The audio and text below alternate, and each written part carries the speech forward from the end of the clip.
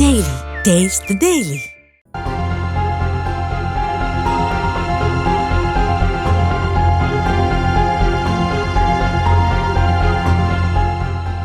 சொந்த தொகுதியில் நடக்கும் கட்சி பிரச்சனைகளில் கூட தலையிட முடியாமல் அமைச்சர் கயல்விழி கப் சிப் என சைலண்டாக இருப்பது உடன்பிறப்புகளை உசுப்பி விட்டிருக்கிறது என சொல்லப்படுகிறது.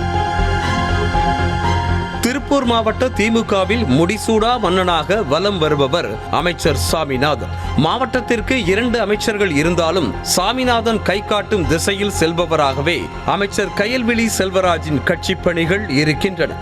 இவ்வளவு ஏன் கயல்விழியின் சொந்த தொகுதியான தாராபுரத்தில் கட்சி ரீதியாக என்ன பிரச்சனைகள் நிலவுகிறது என்று கூட தெரியாத அளவுக்கு நமக்கு ஏன் வம்பு என்ற நிலையில்தான் ஒதுங்கியே நிற்பதாக தெரிகிறது.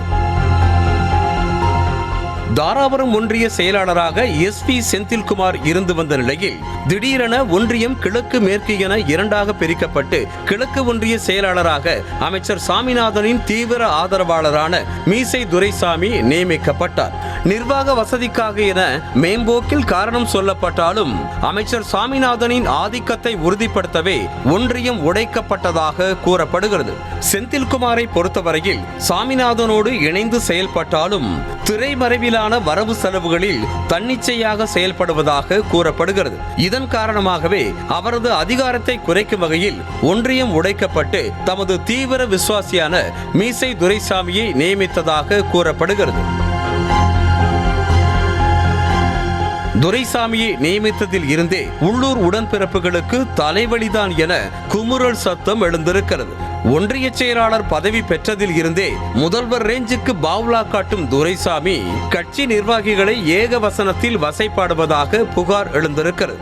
இதனால் கட்சியினர் தொய்வடைந்து பணிகளை செய்ய மறுப்பதாக தெரிகிறது. இதற்கிடையே தான் ஒன்றிய செயலாளர் மீசை துரைசாமியை மாற்ற வலியுறுத்தி அவரது ஆளுகைக்கு உட்பட்ட கிளை நிர்வாகிகள் போர்க்குடி உயர்த்தியுள்ளனர். பெரமியம் ஊராட்சியில் சாலை அமைக்கும் பணிக்கு அடிக்கல் நாட்ட வந்த அமைச்சர் கயல்விழியிடம் நிர்வாகிகள் கோரிக்கையை முன்வைத்தனர். துரைசாமியை மாற்றாவிட்டால் தொகுதியில் திமுக வாக்குகள் சரிந்துவிடும் என எச்சரித்ததாக சொல்லப்படுகிறது. முன்னதாக கட்சியினர் இணைந்து துரைசாமிக்கு எதிராக ஆர்ப்பாட்டமும் செய்தனர்.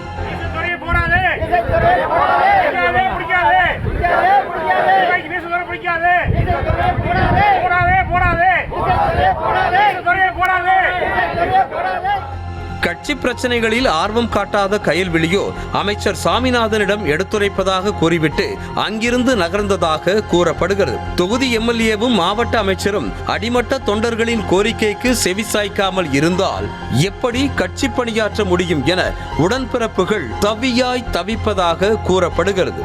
நியூஸ் தமிழ் செய்திகளுக்காக செய்தியாளர் Khaja Maideen. Taste the Daily.